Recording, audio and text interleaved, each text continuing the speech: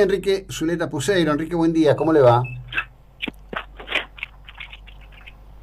Hola.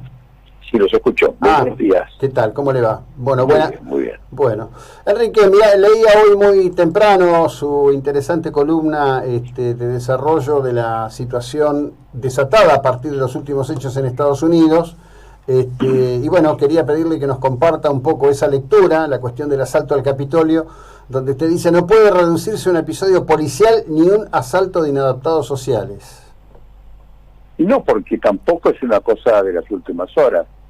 Si uno mira esto, hace menos de un año había 100 ciudades incendiadas por la protesta racial, y llevamos 4 años en Estados Unidos de un deterioro muy grande de la institución presidencial. A mí me parece que Trump no es solo un presidente cuestionable por muchas de sus políticas, también yo creo que es elogiable por muchas otras políticas. Trump es el único presidente norteamericano probablemente en la historia que no inició ninguna guerra, ¿no es cierto? Y produjo avances importantes de paz, ni hablar de Corea del Norte, China, relación tensa con el mundo, pero una relación que Obama, por ejemplo, que pasa por ser el gran presidente de la paz, es el presidente que más líderes de la oposición y de la oposición en el mundo, ¿no? y de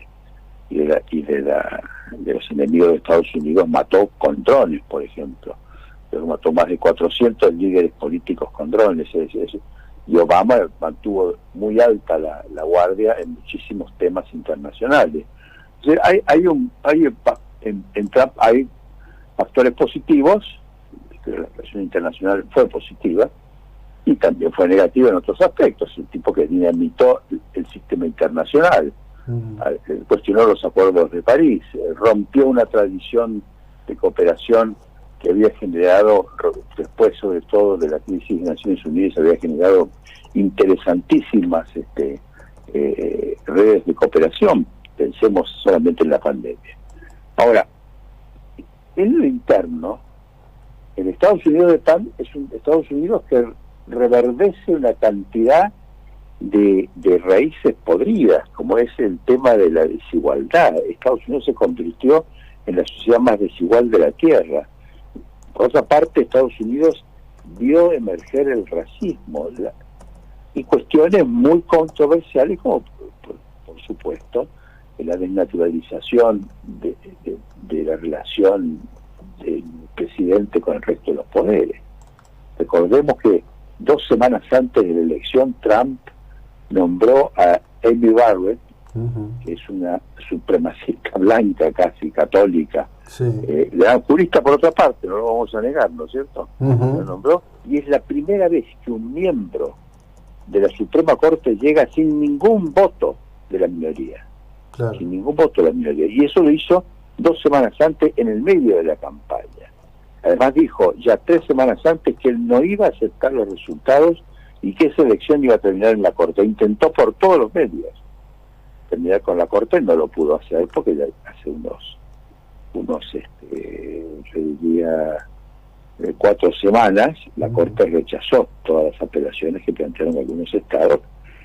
Incluso trató que un grupo bastante importante de senadores cuestionaran la elección, y yo creo que lo logró, no sé si fueron 15 senadores que cuestionaron la elección. No era una cosa que hubiera ocurrido así nomás. Entonces, con estas condiciones, es decir, que es un grupo de locos, inadaptados, que entran de pronto en el Senado y montan un desastre, que es para señalar que Estados Unidos todo funciona bien y que sin embargo es un país tan libre que permite que la gente se exprese, y a veces la gente se va de mano. Eso no es así. Creo que hay una crisis en las instituciones. El artículo trata de sostener eso. Esa crisis de la institución presidencial alcanza a muchos países de la Tierra, porque en países parlamentarios, como por ejemplo Inglaterra, Boris Johnson es un tipo que ha roto Europa. No es solo el Brexit y un capricho, vamos a decir, de los conservadores. Ha roto Europa. Es una responsabilidad tremenda de muchos presidentes. Pensemos el caso de los presidentes latinoamericanos. Yo creo que este abuso de los poderes de emergencia no los fortalece, no genera nuevos líderes vamos a decir, que parten la tierra y parten la historia antes y después de ellos, sino que generan líderes muy débiles, incapaces de generar coaliciones, que rompen todos los canales de diálogos, y después esos vacíos son cubiertos por la violencia institucional. ¿Cuándo? Cuando se presentan las situaciones de violencia institucional, y se pueden producir, como se produjeron en toda América Latina en el 2019, recuerden Chile, recuerden Bolivia, Ecuador, Perú, recuerden París, Hong Kong y los Estados Unidos. 100 ciudades hubo riots. Entonces, tesis, hay un deterioro de las instituciones, no nos ocupamos de las instituciones, y nos tratamos de convencer de que lo que hay que discutir es de la salud o de la economía, y que el discute cualquier otra cosa está fuera del carro, y yo considero que no. Y no solo yo, hay una gran cantidad de filósofos, economistas, politólogos que han escrito. Ha sido muy prolífica la producción sobre la pandemia en estos meses, y muchos de ellos han estudiado lo contrario, gente como Stiglitz, como Jeffrey Sachs, como Skidelsky, entre los economistas, gente como Phelps, que es un liberal, lo mismo, politólogos como Fukuyama o filósofos como Innerarity o como Cortina, todos han escrito de la importancia absoluta de pensar las instituciones. No hemos aprovechado esta ocasión extraordinaria para unirnos, para encontrarnos, para reflexionar sobre las reglas de juego, sobre los arbitrajes, sobre la pérdida de representatividad y de contenido que tienen muchas instituciones tradicionales, que tuvieron sentido inicialmente, pero la sociedad ha cambiado, la sociedad dinámica, es una sociedad impaciente, con bronca, que exige respuestas inmediatas. El colegio electoral, el único ejemplo, y termino con el argumento, el colegio electoral no es una antigualla simpática que tienen los Estados Unidos, que tengan 50 leyes electorales diferentes, cada uno elige un compromisario de un modo diferente, todos se juntan y en un alegre concierto eligen el presidente. Es una bomba de tiempo el colegio electoral, y explotó. Claro. Ahora, es una historia que tiene mucha historia, ¿no? Porque parte de cómo caló la idea expresada por Trump de que solo le podían ganar con fraude, no solo tiene que ver con los grupos más extremos que existen y sobre lo cual hay mucha literatura, hay literatura de investigación y literatura de fantasía o novelada, sino que tiene que ver con esta práctica de lo que se llama el gerrymandering, ¿no? Que ha sido un modo o instrumento de alterar las reglas de juego permanentemente en los estados de la Unión Americana. Mire, yo he observado muchas elecciones norteamericanas, más de 10 a lo largo de los años. A veces he ido invitado por la Federal Electoral Commission, a veces por ONGs, y a veces 2 o 3 veces estuve por las mías. Me gustó mucho tiempo, creo que se podía viajar, ir en las elecciones norteamericanas. Me dedico a eso y lo sigo de cerca. En Estados Unidos no se cuentan los votos. En Estados Unidos hay sistemas infinitos, distintos, porque no son solo las leyes electorales de los estados, también tienen los counties, y en todos los lugares hay lío.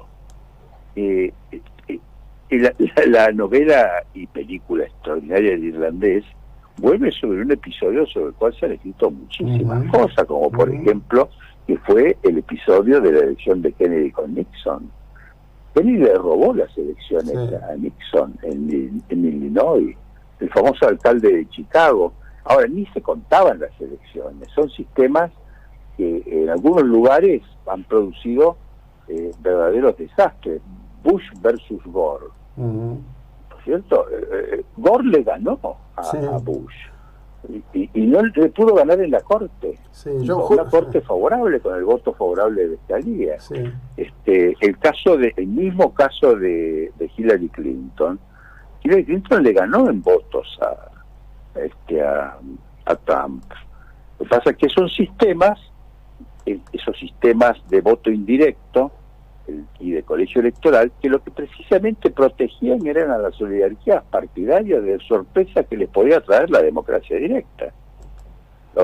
Ahora, esas cuestiones que todos recordamos, como son los frenos y contrapesos y Hamilton y el federalista, son instituciones que, lo dicen ellos, había que proteger vamos a decir, a las instituciones democráticas de los eventuales desbordes de las mayorías, casi siempre guiadas, como decían los del federalista, por pasiones. Bueno, son todas cosas muy interesantes decirlas y ponerlas en las constituciones, pero después hay que verlas cómo funcionan en sociedades donde la democracia funciona. Es una sociedad muy distinta a la del siglo XVII y siglo XVIII, cuando se pensaban estas cosas, y sobre todo el siglo XVIII cuando se hizo la Constitución. Claro, bueno, pero a partir de que Estados Unidos nace, crea la Constitución, sí, es la nación que parió el sistema democrático. Y lo sostuvo y lo defendió y lo afirmó y lo ejemplarizó durante toda la vida. Lo defendió en el contexto de una guerra civil de una brutalidad extraordinaria. Ahora, lo que ocurre también es que en algún momento los buenos colonos empezaron a ver que había una afluencia extraordinaria de inmigrantes que por un lado eran deseados, pero por otro lado eran temidos. Muchas de estas instituciones tienen que ver con eso, con mantener el control. Muchísimo, incluso hay una vuelta del racismo, el tema de color y el tema bueno, casi todas las minorías tienen en Estados Unidos muchísimos problemas. Es una sociedad muy desigual, es una sociedad extraordinariamente creativa, ejemplar en muchísimos aspectos, admirada. No hay nadie que no quiera estudiar en Estados Unidos, realizarse en Estados Unidos, multitudes en pero al mismo tiempo tiene situaciones que cuando empiezan a funcionar al revés. ¿Por qué? Porque hay un demente, porque hay un grupo de gente que realmente no acepta el cambio de juego. Es una sociedad que tiene senadores que están 30 o 40 años en sus lugares, sí. Muy estática en ese aspecto, y me parece que eso puede funcionar en una época en que todo está medio paralizado y la democracia es realmente una especie de juego fariseo de valores y de principios en la vida importan, pero en una sociedad como la actual, de democracia de alta velocidad, de nuevas legitimidades, de exigencias y presiones de la gente sobre las estructuras heredadas, bueno, las instituciones tienen que mejorar. Se ha escrito mucho sobre Estados Unidos en los últimos años. Hay un libro muy interesante que está en todas las librerías y lo van a ver ahora, que es el libro de Steven Levitsky, que es un gran especialista en el peronismo y en la Argentina. Steve Levitsky publicó ¿Por qué caen las democracias? Está traducido. Véanlo, porque es un libro muy interesante. Explica, por ejemplo, que las instituciones no son solo las reglas, las formas, lo que está escrito en las leyes y las constituciones. Las instituciones, para que funcionen, además, tienen que estar imbricadas en costumbres, en hábitos, en disposiciones de la voluntad y la inteligencia de la gente, en el amor de la gente. Incluso si las instituciones no tienen ese soporte, no son instituciones, son cáscaras vacías, y es lo que hemos visto ahora. No hay nadie que se sienta comprometido. La gente quiere la democracia, lucha por la democracia, pero no quiere a los que gobiernan la democracia. Y eso es mundial. No hay ningún lugar en que los jueces no estén cuestionados. Lo estaban, en Estados Unidos estaban fuera de todo porque tiene una expertocracia impresionante al nivel federal, que sigue siendo un gran ejemplo, pero los atropellos de la Corte en muchísimos temas, y los que pueden llegar a ocurrir ahora con esa mayoría extraordinaria que tiene los republicanos de derecha en la Corte, que eso lo hizo Trump, lo hizo realmente con la intención, esta vez no solo de la justicia electoral, sino de muchos otros aspectos. Ellos van a cuestionar los temas de la igualdad, van a gestionar la cuestión del aborto. Son todas cuestiones que usted puede tener la opinión que quiere. Lo que no puede pensar ni soñar es a esa expertocracia extraordinaria convertirla en un instrumento de la política, como ocurre en muchos otros países como el nuestro, donde este activismo de los jueces es la explicación de por qué la justicia está rechazada, está cuestionada.